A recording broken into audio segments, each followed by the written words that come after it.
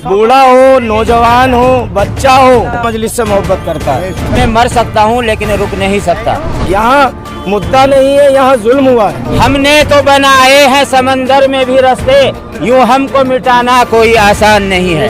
अपनी क़यादत को समझकर वोट दें, अपनी ताकत को बनाने के लिए वोट दें।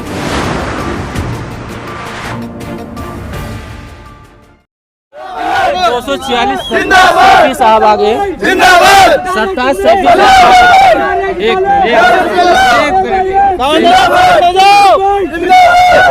सरताज सैफी साहब जो 246 वार्ड नंबर से हैं और यही कैंडिडेट है। इन्हीं के सपोर्ट और हिमायत के लिए असुद्दीन ओवैसी साहब आए हुए थे और यहाँ पे एक अच्छा माहौल बना के गए हैं। कैंडिडेट ही से बात करते हैं और प्रत्याशी साहब से जानते हैं कि क्या यहाँ का माहौल है। सबसे पहले तो सरताज साहब NIN में आपका स्वागत है। बहुत शुक्रिया। आज आपने देखा, आप भी मौजूद थे यहाँ पर। ओवैसी साहब हर नौजवान दिलों की धड़कन है, बुजुर्गों के दिलों का सहारा है और लाचारों की हिमायत है। वो सहारा जब यहाँ आया है तो इन लोगों ने अपने सहारे को पहचान कर आज ये वादा किया है।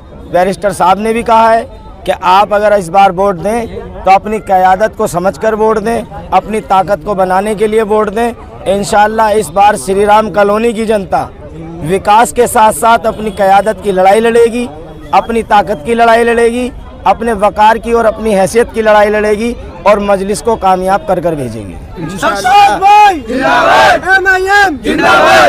आपके साथ एक आप नौजवान हैं, पार्टी ने आप पर विश्वास जताया है और आपको एक मजबूत कैंडिडेट जैसे कि असुद्दीन ओवैसी साहब भी बोले हैं और सबसे बेहतर आपने खिताब देकर गए कि हमारे कैंडिडेट में जो 15 दिल्ली में उतारे हैं सबसे कहने मतलब बेहतर हैं, पढ़े लिखे शिक्षित हैं। तो सिर्फ आपके साथ नौजवान ही है कि उसके साथ बुजुर्ग का भी आशीर्वाद आपके साथ है? ये इधर दिखाइए, ये हमारे बुजुर्ग खड़े, ये खड़े हैं बुजुर्ग हमारे। बूढ़ा हो, नौजवान हो, बच्चा हो, हर आदमी हर उस आदमी के साथ खड़ा है जो मजलिस से मोहब्बत करता है। सरताज के साथ यहाँ की आवाम इसलिए खड़ी है कि सरताज मजलिस का नुमाइंदा है, मजलिस से मोहब्बत करता है, बैरिस्टर असदुद्दीन ओवैसी को अपना कायद मानता है। ये हमारी मोहब्बत की वजह है। बुजुर्ग और जवान ये जो है, अभी जो दिल्ली में वो हादसा हुआ था उसके बाद ये पहला इलेक्शन है। इसमें खुसूसन जो है मुसलमानों ने अपना क्या रास्ता अपना रखा है। क्या इस बार MIM अपना मजबूती के साथ जो एक उनका मुद्दे कौन से जिसकी बुनियाद पर लोग आपको वोट दें? पतंग को सब मुद्दे मत पूछिए, ये पूछिए कि जुल्म कितने हैं। मुद्दा अलग चीज होती है, यहाँ तो जुल्म की फहरिस्त है।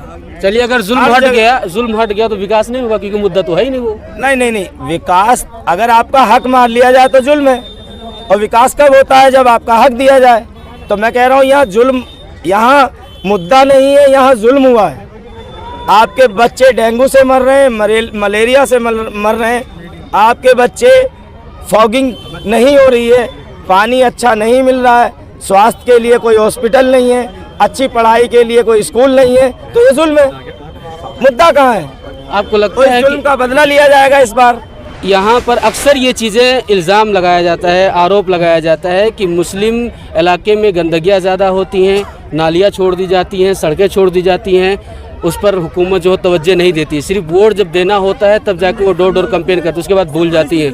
ये भी है कि सरकारी स्कूल बने जैसा कि दावा किया जा रहा है आम आदमी पार्टी की जानिब से, और उसमें मुसलमानों को भर्ती को लेकर जो टीचर होते हैं अपॉइंटमेंट को लेकर कहीं ना कहीं उसमें कोताही दिखाई जाती है।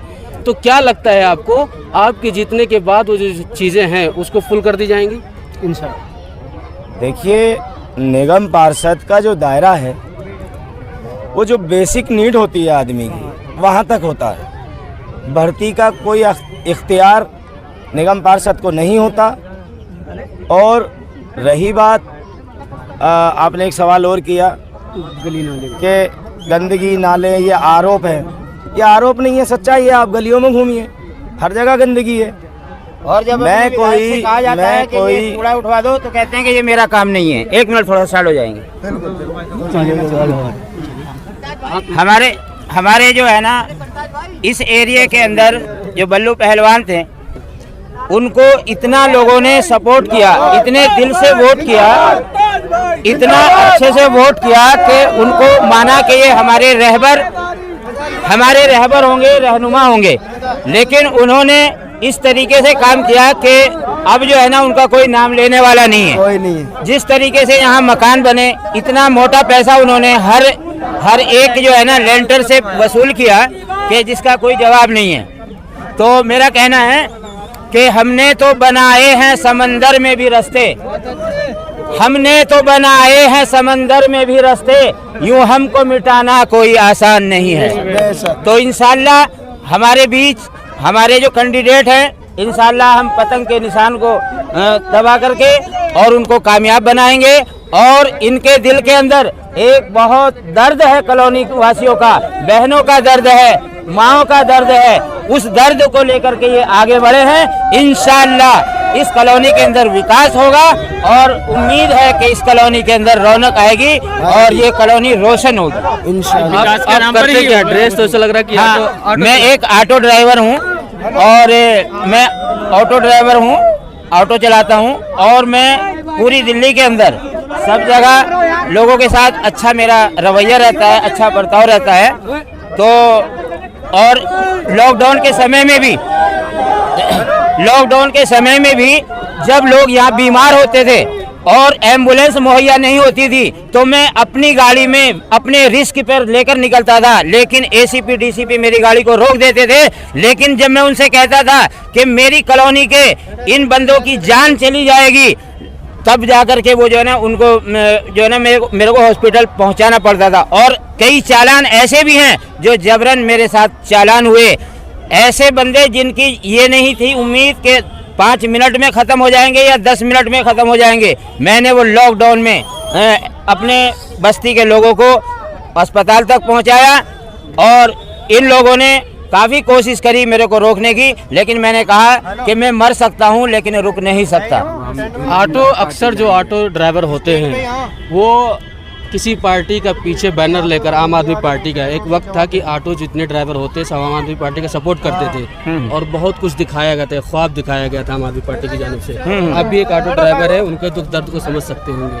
तो क्या लग रहा है, वो ख्वाब दिखाया गया था कि उसको पूरा करना? वो ख्वाब दिखाया गया था और उनके ऊपर एक उम्मीद थी, हमारे जैसे बल्लू पहलवान है, उनके ऊपर पूरी कॉलोनी को एक यकीन था, एक मुतमईन थे, हर लेडीज़, हर जेंट्स, हर बच्चा, हर बुजुर्ग उनके ऊपर एतमाद किया और भरोसा करके उनको आगे बढ़ाया। लेकिन जब वो जीत करके आ गए तो उन्होंने अपना दूसरा काम दिखाना शुरू कर दिया। जहाँ भी कहीं लेंटर पड़े, जहाँ कहीं जो है ना समर सिविल बोर होता था, वहाँ पे उससे पहले पुलिस पहुँच जाती थी। किस तरीके से अपना एक मकान आदमी बनाता है, अपने रिश्तेदारों से, अपने दोस्तों से, अपने मिलने वालों से पैसा इकट्ठा करके वो मकान बनाने की तैयारी करता है। लेकिन जब वो पैसा लगाना शुरू करता है उसमें, तो वो पहुंच जाते हैं कि एक लेंटर के ऊपर हम 80,000 रुपये लेंगे, एक लेंटर के ऊपर हम 50,000 लेंगे। ये सच्चाई है, इसको झुटलाने वाला कोई नहीं है। और जब उनको बोला गया कि गली के अंदर कूड़ा है, तो वो कहने लगे मैं कूड़ा उठाने के लिए विधायक थोड़ा ही बना हूँ, ये मेरा काम थोड़ा ही है। उस काम को उन्होंने काम नहीं समझा। आज उनको ये जनता कैसे अपनाएगी और किस तरीके से उनका साथ देगी। छोटे छोटे बच्चे भी हैं, असुद्दीन ओवैसी साहब को देखने आए थे। आप भी देखने आए थे? देख लिए? हाँ। देख लिए, एकदम अच्छा लगा? हाँ। हाँ? पार्टी अच्छी दिख रही है? हाँ। आप लोगों ने भी देखा? हाँ, देखा है। हाँ? बहुत ज्यादा कूद फान रहे थे। हाँ जी, क्या लग रहा है आपको?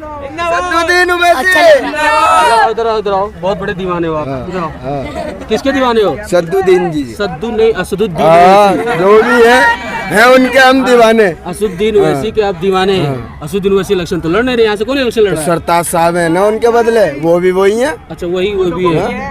अच्छा, एक ही यूनिट है, यूनिट तो एक ही क्या है। युवा है, क्या लग रहा है आपको इस बार? पतंग पतंग कुछ नहीं है, पतंग आपका तो वोट है ही नहीं, आप कैसे पतंग करो? क्या करो, कैसे सपोर्ट करोगे आप? अपने माँ बाप को डाल देंगे हमारे, बड़े डालेंगे यार। क्या हो रहा है? हाँ डालने के बाद बदलेगी। ये हाथ में क्या लेके दिखाओ थोड़ा एक बार दिखाओ। पतंग उड़ेगी, पंजा कटेगा, झाड़ू कटेगी, सब कटेंगे। सब कटेगी। ये थे ये श्री राम कॉलोनी में 246 वार्ड नंबर में सरताज सैफी साहब खड़े हुए हैं। यहाँ के लोगों का मूड बन चुका है कि इस बार पतंग उड़ानी है और उन्होंने कहा है कि पतंग ही सिर्फ नहीं उड़ाएंगे, जो हमारे साथ दगा किए हैं, जो हमारे साथ धोखा किए हैं, उनको उस पतंग के उनके पतंग के निशान को भी काट के दिखाएंगे और बड़ी जीत और बड़ी विजय प्राप्त करेंगे। फिर मिलेंगे किसी खास मेहमान के साथ। मैं हूँ मोहिउद्दीन आज़ाद। नई आवाज़ नई परवाज़।